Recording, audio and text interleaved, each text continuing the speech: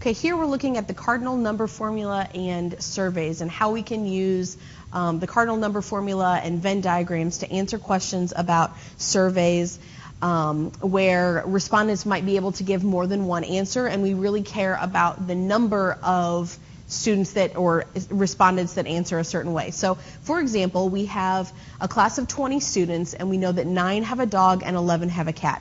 Our question is how many students have pets? Okay? Our first instinct might be to say, well, if there's 9 with dogs and 11 with cats, then that's going to be 20 total. Okay? The problem is that it's entirely possible that one or more students has both a dog and a cat, in which case we've counted those students in both the dog category and the cat category, and so we have too many. So 20 is actually incorrect, and really we don't have enough information. Okay? We'll come back to that in a minute, but first we're going to talk about the cardinal number formula, which is what we need to use to answer this question. Okay?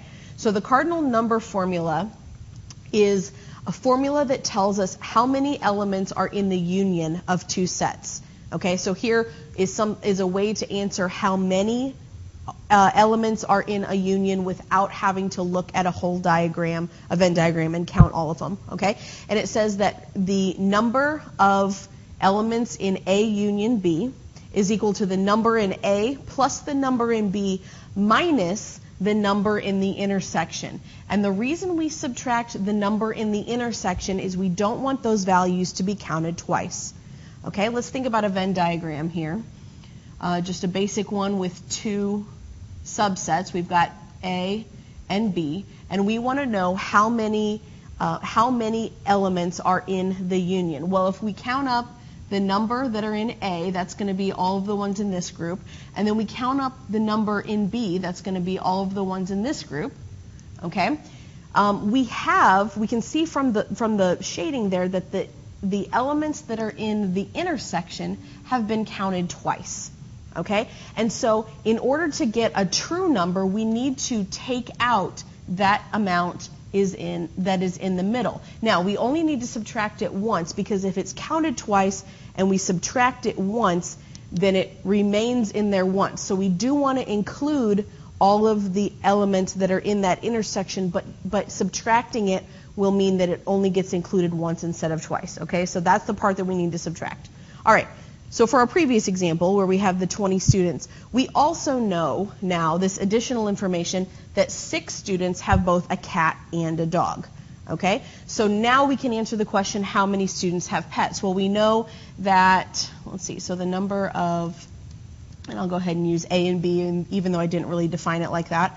Okay? So the number in the union, or we could say dogs and cats, is going to be 9 from dogs, 11 from cats, but then we subtract the overlap of 6, okay? And then from here we get 14 total, okay? Or visually, if we want to think about it this way, with a Venn diagram, we've got 20 total students. In our dog bubble, we have 9. Cat bubble, we have 11, but we know we have 6 right here in the overlap, okay? So if there's 6 represented there, then there's 3 more that have a dog, and there are 5 more that have a cat, and then we add 3 plus 6 plus 5. So this is another way to do it. It just depends on whether you already have a visual representation or not. Just pick whatever's the most efficient way to answer, okay? All right, so what we're going to do now is look at a bigger example using this idea.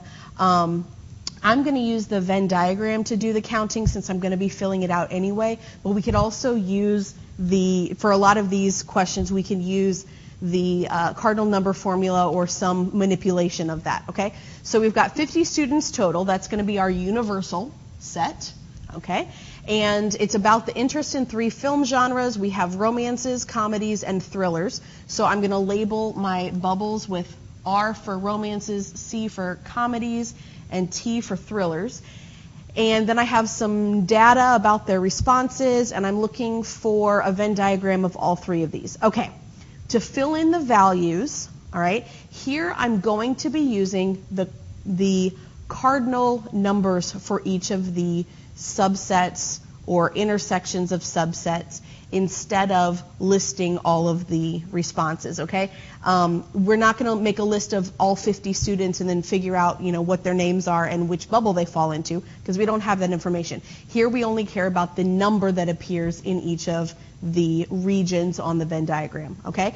And to do this, just like we did in previous videos, we're going to start with the part that intersects the most, and that's going to be the ones that enjoyed all three categories. So I'm starting with 6, and I'm putting that in the intersection of all three.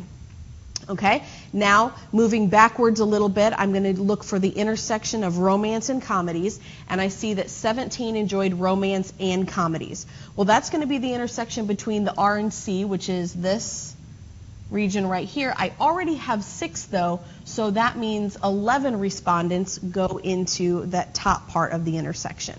Okay? And then for romances and thrillers, that's 8 total. I already have 6, so I need to put 2 more in this intersection. For comedies and thrillers, it's 14. I already have 6, and I need 8 more. Okay? And then moving back even further, there are 21 total that enjoy romances.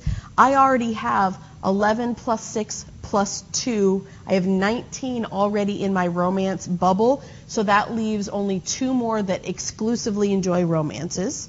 Okay? And then I do the same thing with comedies, 34 total. I already have 25 between the 11, 6, and 8, so that leaves 9 more out here. For the thrillers, I have 16 already in my thriller bubble, and I need 19 total, so that gives me 3 down here. And then if I add up all of these numbers, okay, if I add up all of these numbers, I get 41, okay, meaning that there are 9 that responded that they did not enjoy any of the 3, okay? All right, now that we have the cardinal numbers in each of these regions, we can answer these questions over on the side, okay? So first one, how many enjoy comedies only? So I'm looking in the comedy bubble, but only at the part that is not overlapping with either the R or T bubble, and that's going to be this number here, so 9, okay? How many enjoy thrillers but not romances? So now I'm looking in the thriller bubble, and I want the values that are inside the T but not inside the R, and that's going to be both of these, which comes out to be 11, okay?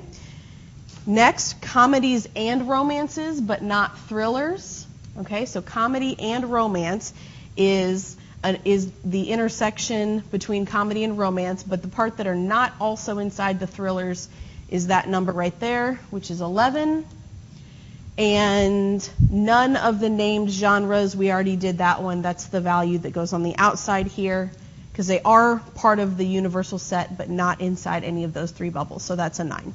Okay? All right, so here, Venn diagrams, not only can we use them to list where all of the elements occur and the way that they relate to each other, but we can also use them, like we see here, as with cardinal numbers, where we're just listing the number that occur in each of the sets and subsets, and we can still answer questions about the way that those relate.